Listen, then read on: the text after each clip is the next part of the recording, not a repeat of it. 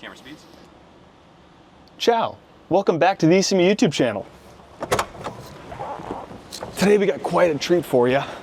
We got invited here to Mare Island by Kindred Motorworks to show you around their beautiful factory. Let's check it out.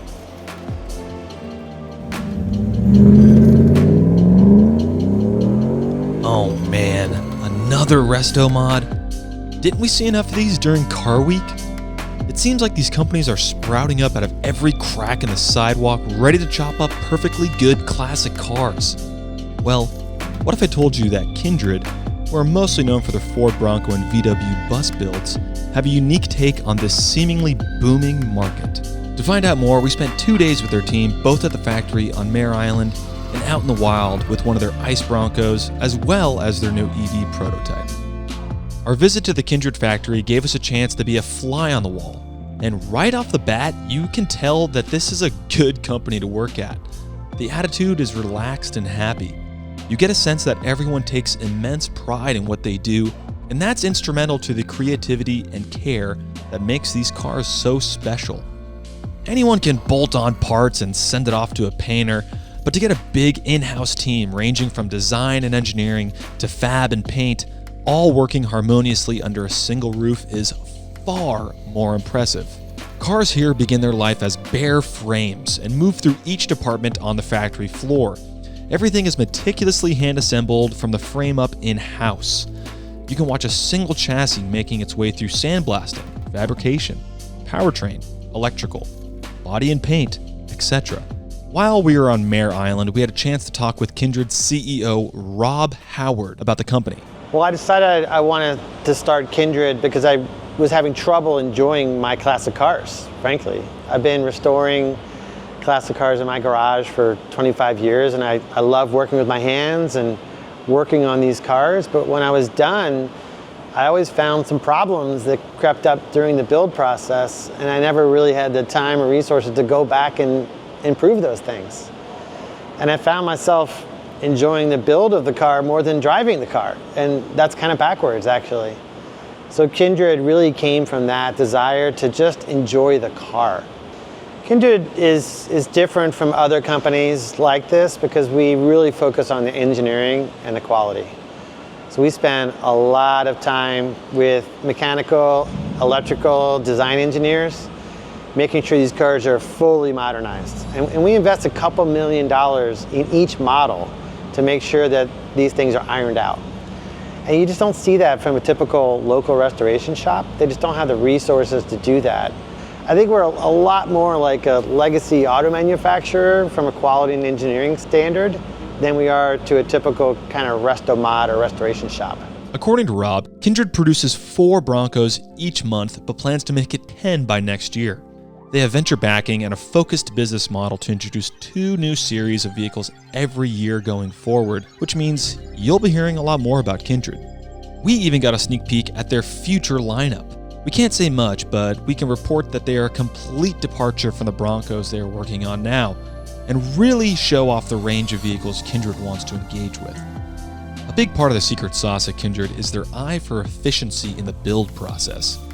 Rather than offering the most bespoke and time-consuming details, they offer a fairly minimalist 6 standard paint options and 2 interiors for each type of Bronco. There is some further customization like custom paint colors or optional hardtops, but it's designed to be as simple and straightforward as possible. Now that's the factory. Let's take it for a drive.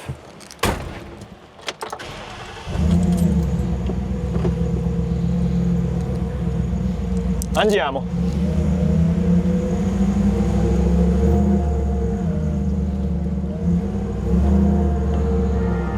The next morning, bright and early, we arrived at our shoot and testing location out in San Gregorio. Out here, the rugged terrain was the perfect place to test these Broncos. Okay, so here we are in the Heritage Edition. This is the V8, the big one, the one that everybody wants. It's the 5-liter Mustang Coyote engine that we all love so much. It has a 10-speed auto, no manual transmission yet, but it's just a supreme cruiser. It sounds so good at all revs. This car specifically is their test mule, so it has a little bit of extra rattling and stuff because it's been put through its paces. You know, the wheel's not jiggling around like crazy. I don't feel like the front axle's detached from the back. It feels mass produced, and that's the highest praise I can give it. It feels mass produced and just solid as hell. What a great car for a ranch, or just going to get a coffee, or just trying to be a little different from the rest. On road, the V8 is equally as impressive. It's not as nimble as, say, a new Bronco, but I don't expect it to be. It's an absolute rocket in a straight line, but never scary like some of those other overpowered vintage trucks with massive motors. Man, that was fun. This is a great time to debrief, and an awesome moment to discuss this EV Bronco that we brought along. It has a ton of creature comforts. It has an 80 kilowatt battery, which is good enough for 150 to 200 miles. I think we gotta hop in and see what it's like to drive.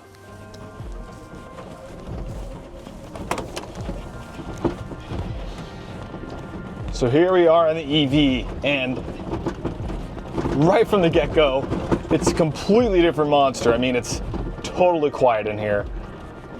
It feels heavier, it feels tighter, even tighter than the V8. It just feels like a solid hunk of metal going down the street, but it feels really well built, and it feels really refined, and that's what you want with an EV. You want it to be refined. I'm just running over some logs now, but the interior is basically the exact same as the V8, just has this really cool sequential gear lever here from a race car.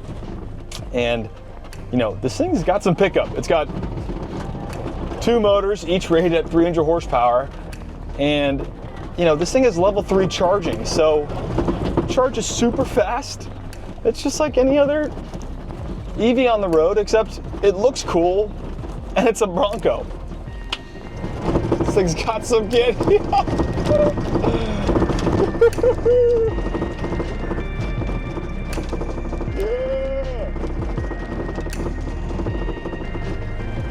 I mean, it gets about 150 to 200 mile range, like I stated before, which for daily commute, for putting around a ranch, is totally fine. Being as it's an EV, you can hear a little more of the nature, you hear more of this hard top is rattling a little bit just because, like I was saying, it's a test mule, but it allows you to kind of connect to nature a little more. And actually kind of, being out here, it's kind of nice just because you get to silently whisk away, not disturb nature. This one's different than the Trail in that it has independent front suspension, so I feel like it drives a little softer. But it could be because it's a little more planted and it's not rumbly from the V8, and it actually sits a little bit lower than the Trail as well.